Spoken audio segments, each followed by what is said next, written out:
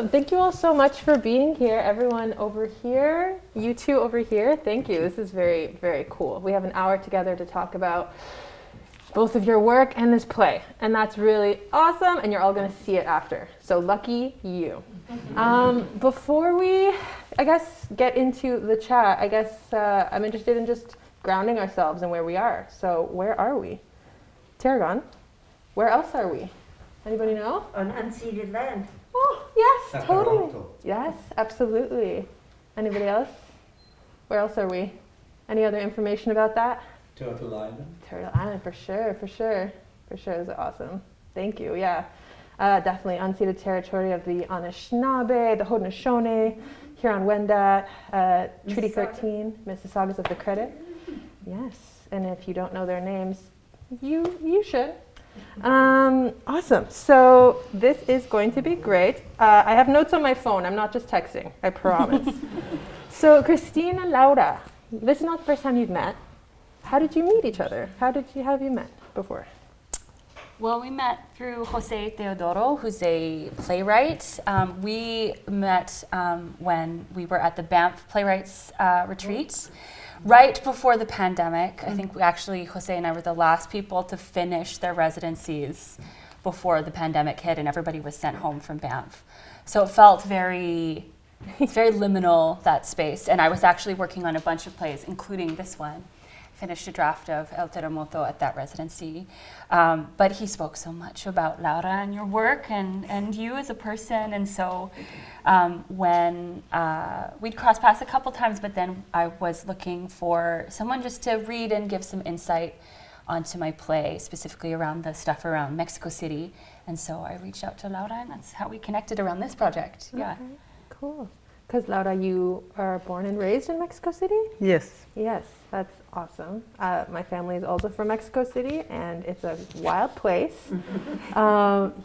Yes. No, I'm excited to talk more about that. So I guess I'm curious, because you have met and talked about each other's work before and about this play, what intrigues you about the other person's work? Is there anything that comes to mind about that?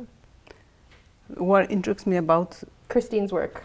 I mean, there are many connections. It's the whole metaphor of the earthquake and this idea of to me it is about loss, right? And something that what can you recover from a loss? And basically, all my work is about that in a very different way. So we are very, somehow it's connected. The experience of being an immigrant, I mean, it's all about, it's not all about that, but that experience implies a loss. Yeah. And I think we work through that in different ways. We're artists, and so we work that through our work. No,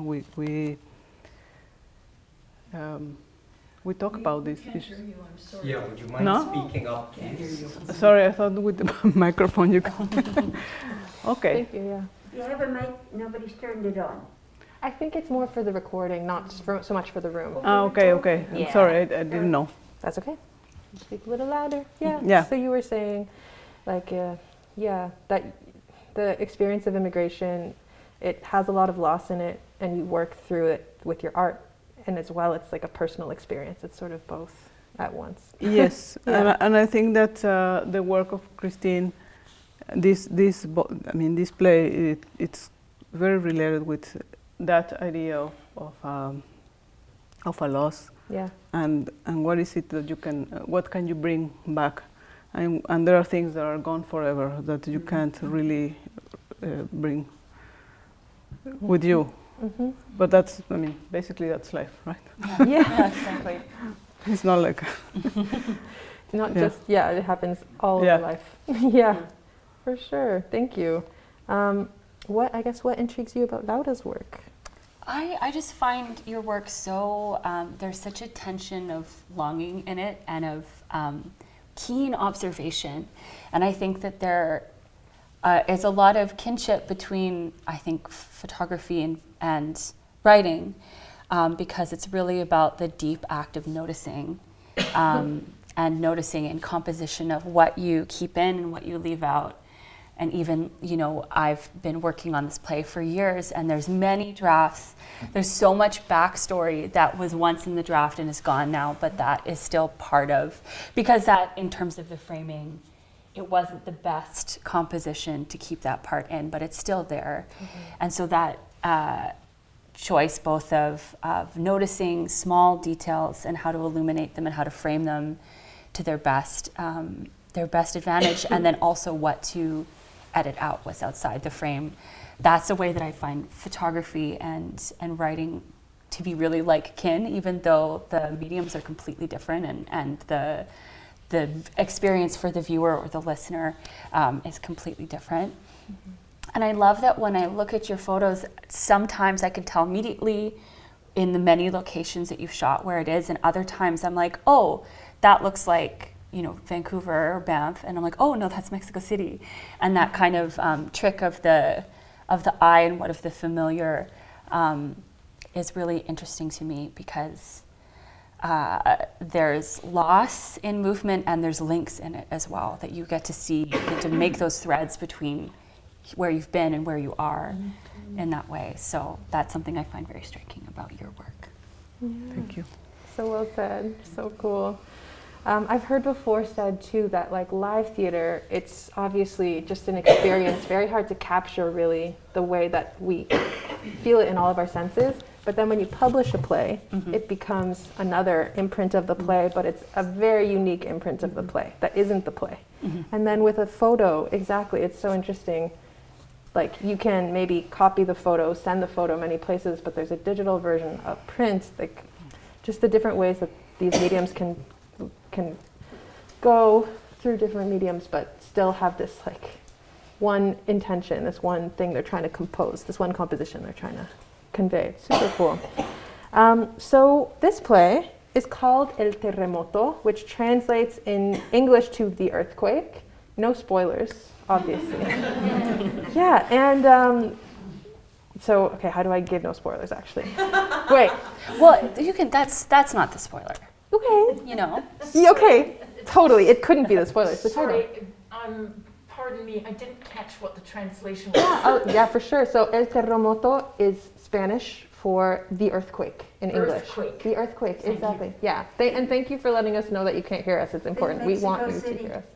Yeah, so there was a very significant earthquake in 1985 in Mexico City. There's also one in 2017, and there were ones before. And it's it's on an old lake that is very shaky, and maybe you two know more about that, because Laura, I think you might have been there. Were you? Yeah.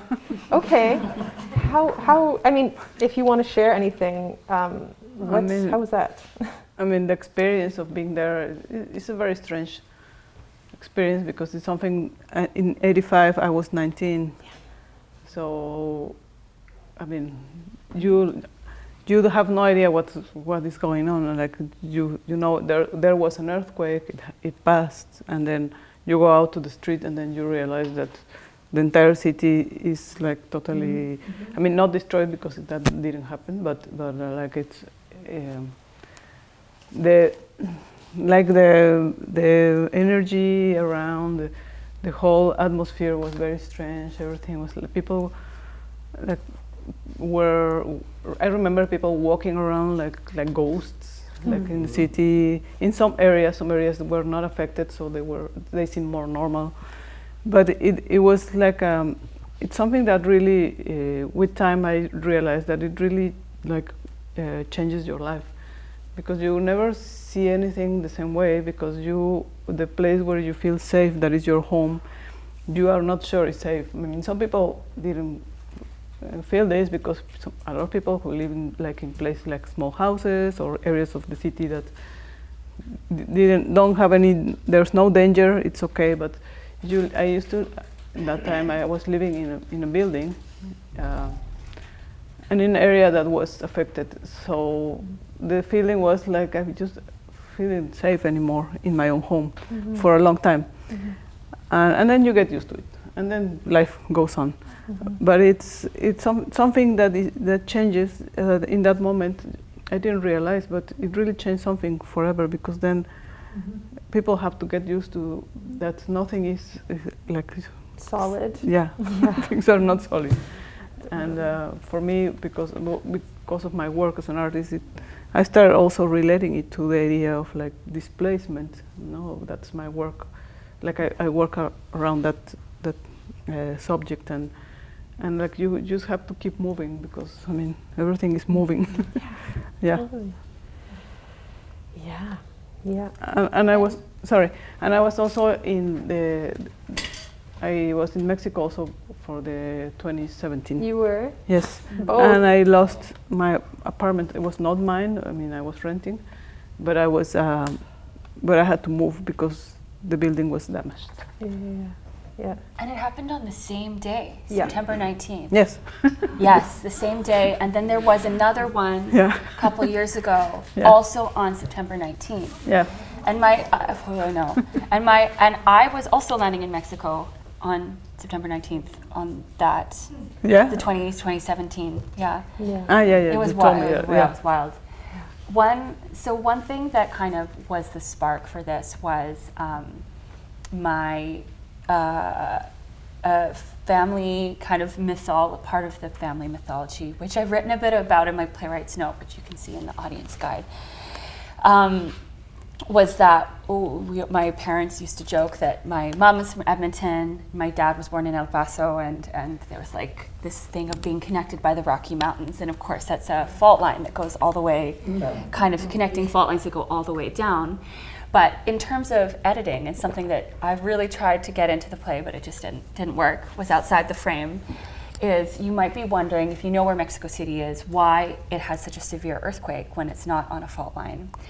And it's because pre-colonization, it was a beautiful indigenous city built on a lake bed, and all the technology was in place to keep it safe and stable. And when it was colonized, the people who did so destroyed that knowledge. And so major parts, like in my experience, Mexico does not go light on metaphor ever.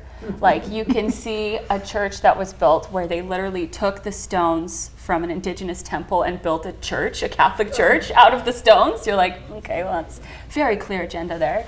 And so it's sinking. When you go to that church, when you go to the original one, you go in and you almost fall down because the chandeliers are like this, because the ground is so, yeah. And that's why, because it's built on a lake bed, that's why it's so vulnerable to earthquakes. I don't know if you could write a whole play about all of that, but the play is 2 hours long, and that is not part of it, but I am so grateful to have a place to share that.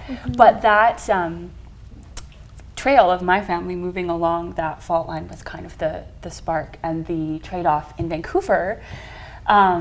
A lot of people who don't live there don't know this, but there is an earthquake coming in the next 100 years called the Big One that will be a cataclysmic earthquake. And so growing up, from the time you're a little kid, you do earthquake drills. And it's very intense. Like you get under your desk and they play rumbles over the PA system. And then They play rumble sounds. Oh yeah, they do. They do it. They want to get you ready. And then even at some schools, we're like, okay, so we're all 8 years old and we do our drill, and then you count to 60 after the rumbling stops so that you know that everything's stable, and then you evacuate. But during the drill, sometimes we'll be like, let's go, and you'll be like, I'm hurt, my leg, and you have to practice leaving your friend behind and telling the grown-up outside that there's somebody in your classroom whose leg is hurt. Like that's a thing. That's honestly awesome.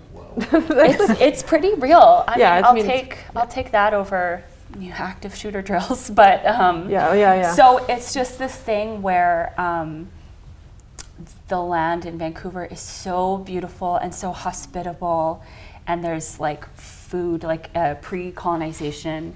There was like a saying of like the tide goes out and the table is set, because there was such an abundance of food and such mild temperature, and you live on the very edge of knowing, making sure your earthquake kit is up to snuff.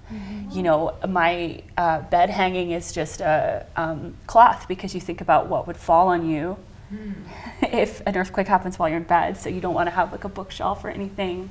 You have to think about those things. Or you don't think about those things, because if you do, you'll lose your mind. Oh, it's so real. That's such a choice. Like, you know, ignorance is bliss, but then when you know too much, you have to figure out how you're going to build your house. So we are going to have a Q&A period at the 15 minutes at the end, so please hold on to that question. I'm curious, were there earthquake drills when you were growing up in Mexico City? Were there earthquake drills? Did you practice? No. Yeah.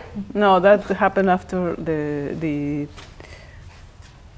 now I can't remember. I think probably after the 85. Yeah. Some people in the audience are Mexicans, and they can tell us that, because I can't remember. Okay. But we can ask them at the end. Yeah, totally. But yes, we have drills, like since for the last many years. Yeah. And what is funny is, or not really funny, is like, for example, in the earthquake on 2017, there was a drill that day at 11. So we were okay, yeah, it's over. And then 2 hours later, the real earthquake came, but the alarm didn't go off. I remember that. Yeah. Yeah. It's honestly comedy. It's tragedy. I don't know. And 2 years ago, there was another drill, again at 11, because it's always at 11. And then, and like an hour later, there was a real earthquake. It was a small one, but yeah, it just keeps happening. Totally. And to put into context, the numbers that I know for the earthquake in '85 was that I believe like 10,000 people died in that earthquake. I can't remember, That's but okay. Yeah, totally. more. Yeah. Some people in the audience are Mexicans, and they remember more. Okay, yeah. It's Salvador. Pretty devastating. And I know lots of people have different experiences with that. But both of your work really, I feel, is tied to like land and place. And I'm just curious, what role do you think, wait, what am I going to ask you? There's so many things to ask. Yeah, I guess, what role do you find landscape plays in your artwork, and how you approach making art overall, given all of this? Yeah. Either, yeah. I mean, like basically all my work is I mean, the base of my work is my connection with the surroundings, landscape, any form of landscape. Doesn't matter to me. It's always been like that. I grew up in the city, in Mexico City, and my feeling was always that that I was very small in that city. It made me feel like I was just really like a tiny little thing in that humongous city. But that connection was always very interesting to me, because it's like I used to live in an apartment that I could see the horizon, and the horizon was like I mean, it was like watching, like looking at the ocean, but the ocean was the city, and the city, and at night I could see the lights. But to me, that was something that was always moving, you know, that was in constant movement. And I thought a lot in those the work I did in that time. It was very related with the idea that the place was always like moving. And it's like an organic thing, no? And that the land is moving, and that we are moving with it. So it's something that all the work I've done after that is a continuation of the first one, and then the next one, and it is a continuous. It's like the same interest. It just like goes deeper and deeper, and takes different ways and directions. And then I immigrated. And then, so my connection with land was also like the actual experience of moving, you know, of displacing myself through territories. And then being in Canada for many years, and I started reconnecting with my territory. I mean, like the place where I come from. But it's something that it took me many years, because when I was living in Mexico, I was not very aware of the places. Like you take for granted everything. So you are not, at least that was my experience. I was not that aware of the territory I was inhabiting, because, and especially in a place like Mexico, that everything is Mexican. I mean, like it's not a place like Toronto, that's everywhere you find people from different places, like multicultural places. And in those days was really not very multicultural. Now it has changed. So to me, that just coming here was like becoming. I became aware of my origins. All my friends were from Latin America, most of them, not all of them, but most of them, from different places, and came here for different reasons. And those connections made me think like I really don't know Latin America. Like I never actually visited any country farther than Guatemala. And then I started working, producing projects that could take me to those areas. So I started traveling to the south. And to me, that was a way of reconstructing a territory or constructing maybe a territory that I really didn't know, or I knew in a very different way. And I needed to take all that distance to be aware or to understand a bit more of my origins. So that's my connection with land, and it just keeps going in different directions. Yeah, thank you. That was so eloquent.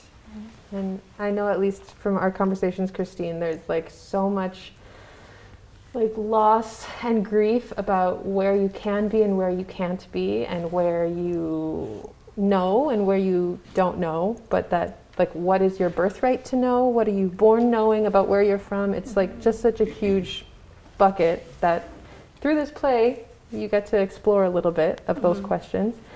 And I kind of want to quote your playwright's note to you right now. Okay. It's so beautiful. I'm excited I get to say it out loud. I used to think of the distance between myself and those who came before me as dividing lines. I now think of those lines like a string on a tin can, an imperfect way to whisper the slices of my life across this stolen land back in time to them. So that's beautiful. And there's like an idea there of there used to be hard divisions. And you just spoke, Laura, about when you were growing up, there weren't so many hard divisions you saw in, like, there was in your world. And then when you came here, you could see more space, more divisions, more separation. And I guess I'm just curious about, Christine, like, in this play, I think there's a lot of questioning of, like, what does that the strings on the tin can look like to you right now? Yeah. So when the inspiration for this play was Chekhov's Three Sisters. Last word, I missed the last word. Chekhov's Three Sisters. Thank you. And that, if you're a fan of Three Sisters, you'll be immediately disappointed when you see how much it's I would say less an adaptation than an inspired by. But one of the things, and I went by kind of what I remember, what struck me about Three Sisters. And in that play, the family has kind of, through a bunch of circumstances, had to move to the country from Moscow, the main city. And so there's this longing that they all have in different ways for Moscow and what it means and that kind of thing. And that always struck me as somebody with ancestry from different places, and that idea of I didn't get to learn Spanish growing up. There's, I grew up in East Vancouver, and that very much feels like home to me, but I have this entire lineage on both sides that extends beyond the place where I live. And so I was really interested in exploring that feeling of longing for something. And in the play, each of the three sisters was born in a different country. And they have different proximity to their Mexican culture, different investment in that, which I think is really true. And one of the things that we're grappling with is like, we all have Mexican ancestry that manifests in completely different ways. And our experiences are often, I often feel kinship with growing up in Vancouver. Many of my friends were Chinese Canadian, maybe third or fourth or more generation. And our shared experience was you have your abuela or your popo that mostly speaks one language, your parents that kind of half and half, and you got nothing or very little. And yet you know that you are of this. You might have your name or the way you look or something that clearly ties you to that, but what you have in your hand is so little. So I was really interested in exploring that and how that looks with different generations or different cultures, and you'll see that all the characters kind of have different proximity to different cultures, which was my experience growing up in East Vancouver, that everybody had some kind of curious tie to some other place. And then I think on the flip side, I'm the first person on either side of my family to live on Coast Salish territory, where I live in Vancouver. And it's everything to me. That land is everything to me. And so part of my life's work is being in good relationship with the three host nations, Musqueam, Squamish, and Tsleil-Waututh, and to find the ways, because that has shaped me as much as anything else, as much as my Mexican ancestry or my white settler ancestry, that growing up with the mountains and the ocean and the animals. And so finding ways to weave that into my artistic practice has been really cool.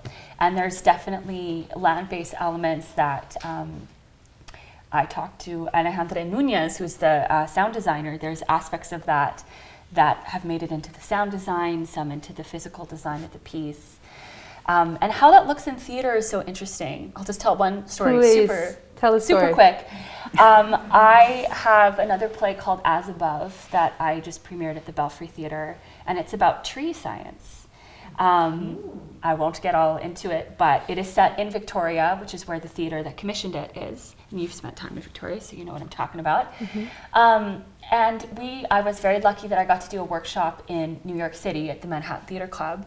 And hilarious to hear these characters that are supposed to be from Victoria spoken in a very clear New York accent where they're talking about the Malahat, and I'm like, that's hilarious.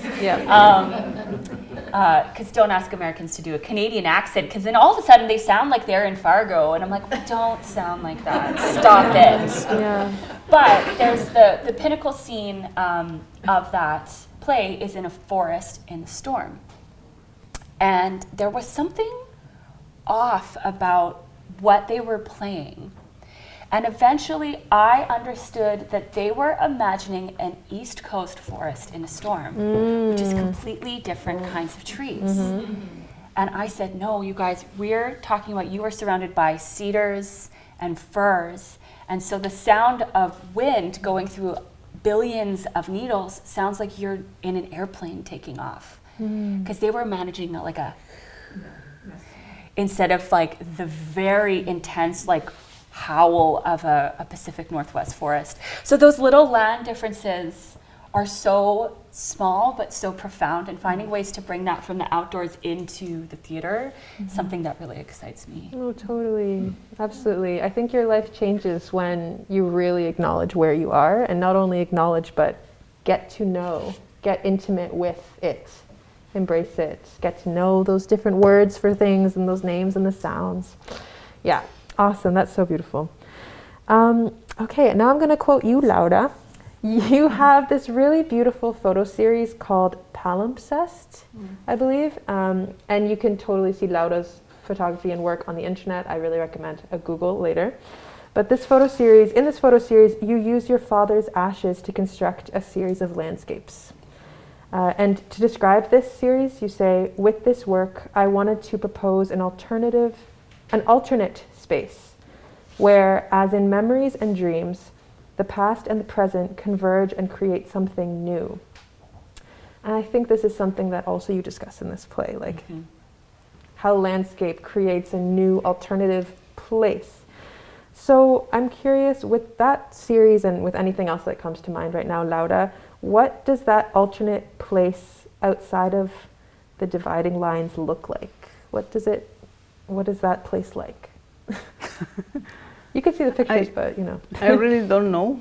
Yeah. The answer is I really don't know how it looks like. Yeah. I used the ashes as a way of, I mean, all this body of work was intended to be, I was not intended to be out in the world. It was for me. It was a mourning process. But anyway, I ended up showing it, and it's okay. But it is. I don't know what are those new places. I was using work of my own work, where that I placed the ashes on top, and I created like a new landscape with the ashes, and my work that it's landscape work like prints, so you understand. So I took a photo of this like a composition, and then I printed those images with the ashes integrated. So that became like a new. I transformed my own work with something very strange. I mean, like yes, the ashes, because it was a way of integrating an entire life into a new life, something like that. I mean, I was not thinking about this. All these explanations come after. But it's interesting because I realized looking back and all my body of work, it has been in a way a process of grief, like immigrating and everything that I have done. It's not.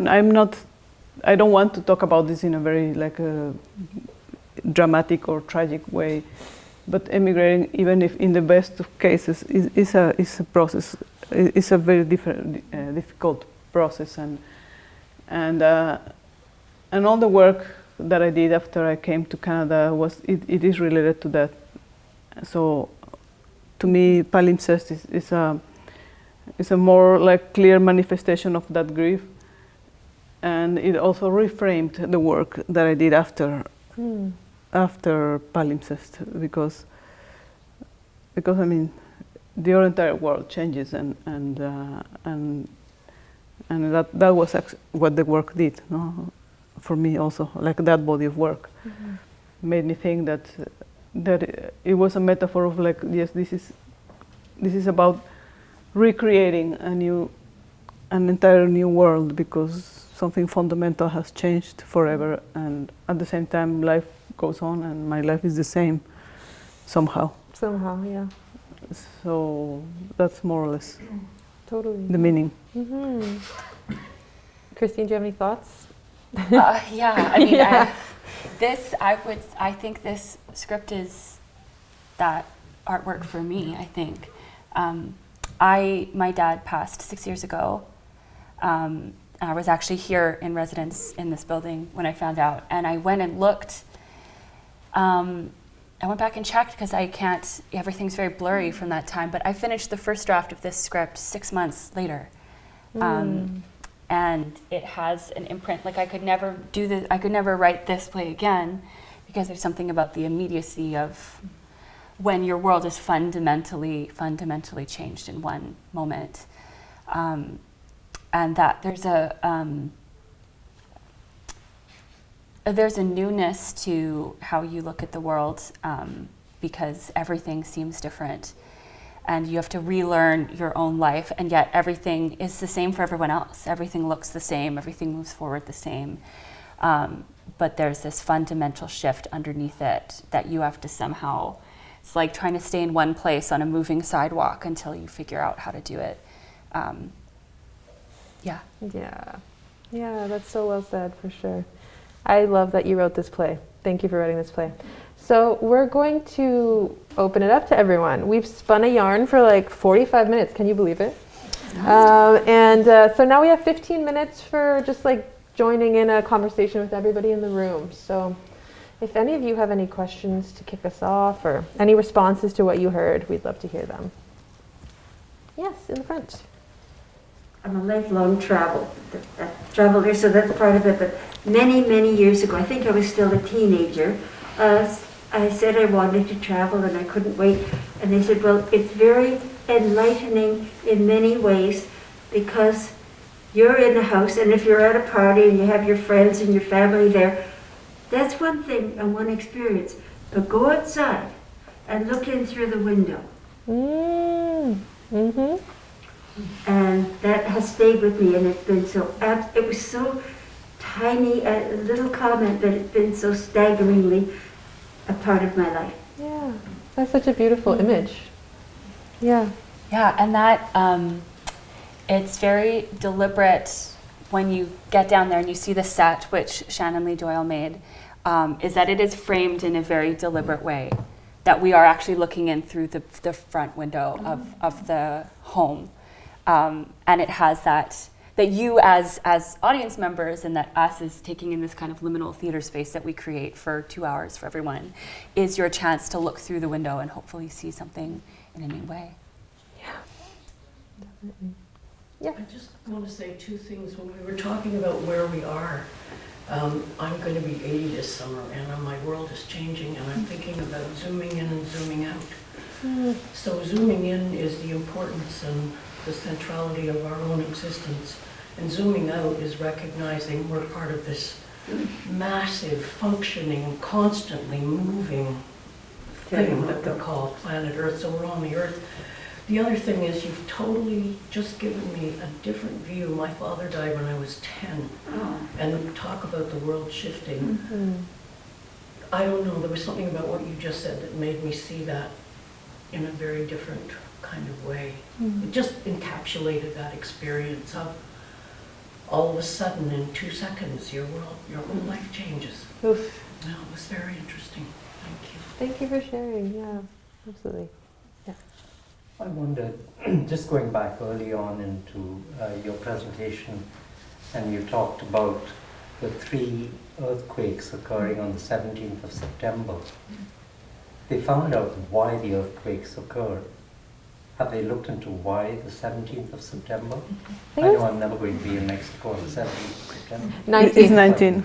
Make sure you remember, 19th of September. Oh, 19th? Yeah, 19th. Oh, that's my sister's birthday. Okay. Connection, maybe? No. Does the Aztec calendar have anything about this? I mean, it's just a coincidence. Yeah. Or do we have Mexicans in the audience who can maybe answer that question? Do you Yeah, have any better. insight? Yeah. No. Salvadora Jimena, do you know? Rita? I will say there is an idea in maybe in the bedrock of the play about Nawi Oyen, which is a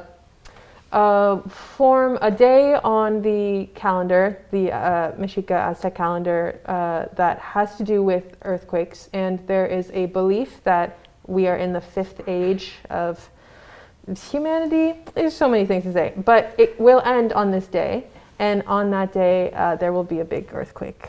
Oh, 19th of September. Maybe, honestly, I don't know. You can learn how to read the calendar and figure it out for sure. And there's a B to my question. Yeah. I just wanted to, it isn't really a question, but I was so grateful to learn. We have this wonderful thing that we did at the beginning of our presentation of land acknowledgement.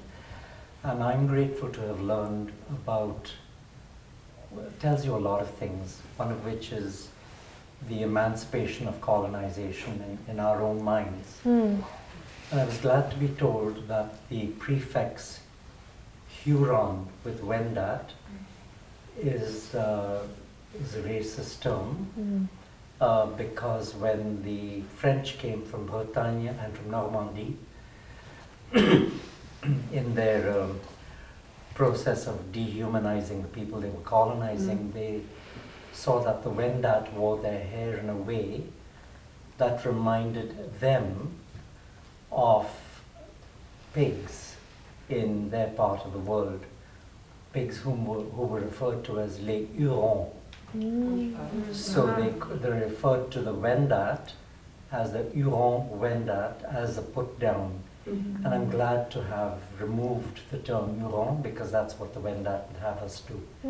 So I just thought I'd mention that because I'm really grateful to have been taught that. Thank you. Mhm. Absolutely. Okay. Yeah, thank you for sharing that. Yeah. Oh. Oh, we got someone in the back. We just got a hand. Yeah. Yeah, Christine, I was curious when we had a group of youth in earlier this week, and you had talked a little bit about how your relationship to the sisters has kind of, in the play, has changed over the past 6 years since you started writing the play until now. And I was just wondering if you could share a little bit about that with this crowd. Yeah, for sure.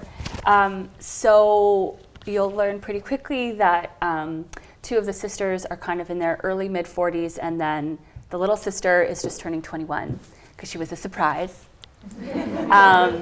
And when I started writing this play, I was closer in age to Lena, the youngest sister, and I had a certain perspective and that kind of thing. And then this play was programmed in the 2020-21 Tarragon season. Did not happen, and then just as pandemic recovery and then the transition from Richard Rose to Mike Payette, and luckily Mike wanted to program the show. And in that time, now I'm kind of right in between the youngest sister and the two older sisters, and I have a much better perspective on both, which is a really interesting place to write from, that I'm not at either of those stages of life, but I have been there in the case of Lena, and I see my friends who are a bit older than me kind of having those experiences, and that perspective has been really interesting. And I think that when right now in art and culture, we're so fixated on writing for people outside your own racial or ethnic culture, but I actually think paying really close attention to writing people in different generations is really important. And getting perspective on, you know, even cultural diaspora, what a 20-year-old has to say about that and what a 50-year-old has to say about that are completely different. And it's been cool to have a bit of distance from both. It's kind of a nice place to write from, that there actually isn't a character my own age in the play. Yeah. Anyone else have any questions or observations? Just one. Yes, in the front, yeah. Kamloops was for me personally a terremoto. Kamloops, BC? The discovery there in June. Yes, yes. That was a terremoto for me because I never knew, I didn't realize, and that was a really, really huge change in me, my life, my world. Yeah. It shook me that deeply. So I get it. Yeah, and I think, you know, when this play was going to happen before the pandemic, it was because I had this sense of like, something is going to happen, something is coming that's going to fundamentally change the way that we live. And then it did. But what is fascinating, and at first I was like, oh, I'm going to have to rethink the whole concept of this play. But then I was like, oh, there's another thing, which is this selective amnesia when you hear people talk about back to normal, business as usual, and a desire to go back into the same systems that were barely functioning before the pandemic, that are now, we're all suffering under this desire to return to normal. And so instead, what it's become is about this strong pull we have to just make things back to normal, or, you know, we're back on our feet after losing our parents, we're back on our feet after surgery. And likewise, you know, that those revelations, which, you know, Indigenous communities, it's not news to them, it's news to those who haven't been engaged, should be a fundamental shift. And yet there's still, you know, 18 communities in Canada that don't have drinking water. Still, it's that desire to return, that tension, and that to me is like, that's the foundation, that's the things pressing against each other that causes the tectonic tension, that causes these earthquakes, these fundamental ruptures. And, you know, so I think that there's something really interesting and secular about that desire to rebuild on the same foundations that abandoned you before. Totally. Yeah, and it sort of, in a way, reminds me of the photo series you were speaking about palimpsest before, in that when you identify those things that are just not working, it's so useful to practice in small ways, doing things another way, putting things together, different things together, and just practicing, because there's no way we're going to figure out all the parts to this at once. And every single one of us has a tiny little nugget that we need to put together to figure it out. So yeah, absolutely. I saw it too. I saw one here. There's one there. there. Yeah. Okay, hands up in the high, raising like you just don't care. Where are you? 1, 2, 3. Okay, we'll go here, here, and then here. Yeah.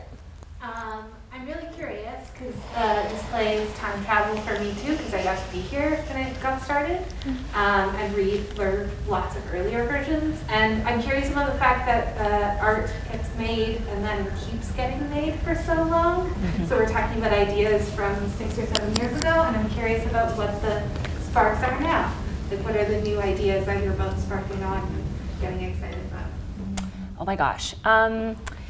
I mean, of course, like, there's certain pieces of writing, like, I don't remember writing most of this play because most of it was written in the aftershocks of grief. And so there's like a weird objectivity I can apply to some of it, because I'm like, I don't know who that is anymore. Hope she's okay. And then also, just to speak, I'll be at this preview, come find me after, because there is a certain, without spoiling anything, there's a certain theatrical premise that I thought it was so smart, and since then has become very zeitgeisty, and there's it's now in conversation with a bunch of plays that do something similar.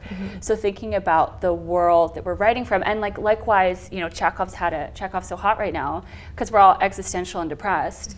And so, this is in conversation with the incredible Three Sisters adaptation that was just at Soul Pepper, if anyone saw that. So good. Very different. Very, very different. So it's interesting as well to see how it's in conversation with theatrical trends and movements. And that's all I can say for now about that. Yeah, totally. Great question. Yeah. Over here? Yeah, I suppose it's a bit aligned with that last question, because I was thinking about creating art out of crisis, right? And so what happens when we create, whether it be a photo series or a play, and when you watch it, you get to be privy to a past version of yourself, and you get to watch this, 5 years down the road or 2 years down the road. What is it like, I guess, what's the process like in terms of recreating from that space? Like, does that make sense? Maybe that doesn't make sense. But I'm just so curious about what it's like, because you both seem to have such a strong grasp on the experience of grief, creating art out of it, and then being able to reflect back on it. And I just wonder what it's like to be able to see it and then rework it in some ways.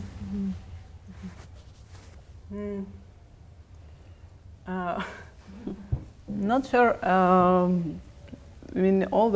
think everything, all the time for me is like, even when I'm not doing work, everything is a process. No, the art work that I do, it's always in process, and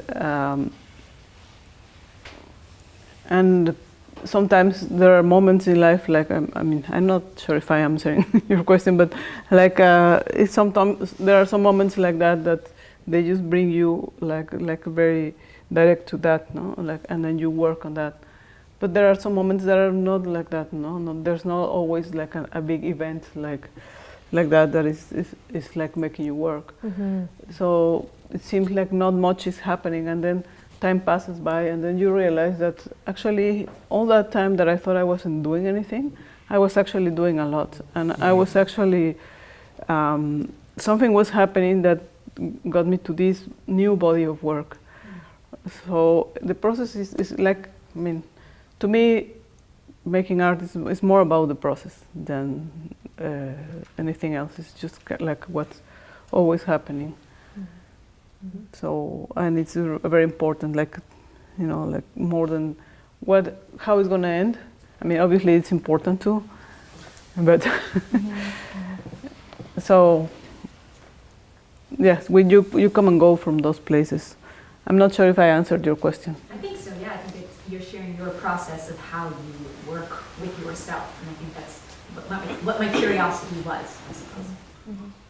And for myself, because theater is a collaborative art, it's been really great. Like, working with Guillermo has been a gift, because he's an incredible foundational theater maker in Canada and an excellent dramaturg and director. And so because he joined for this last leg, he has a certain objectivity that I can trust, and that there are certain things that I loved that don't make sense to anybody but me, and that's not what this medium's about. So having the kind of, humility and trust to let your collaborators in and let them shape it. And the work that we did collaboratively is to make the story as fulsome and accessible to everybody, because it's for you. It's ultimately not for me to just write and cherish and love and wear like a little snuggie. I did always mean it to be for you. And so moving into a collaborative zone and having the input of other artists has been really key to that last kind of thing. And that to be rigorous about separating my life experience as a human being from this play that we're sharing with everyone, and finding those lines of like, no, I can let that go. That can go back in my diary. Yeah. Okay, I think we have time for one more question, but then we're going to wrap it up.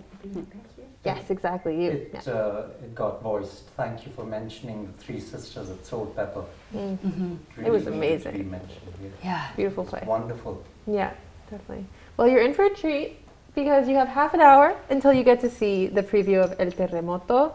And that's going to be the end of our chat today. Please feel free to look around the room. There's some images of behind the scenes, like design information and cool things. A map of East Van, if you've never been there, back there where the play takes place. And you have time to go to the bathroom and then head into the theater. Very important. Thank you so much for being here. Thank you, Laura. Thank you, Christine. Thank you.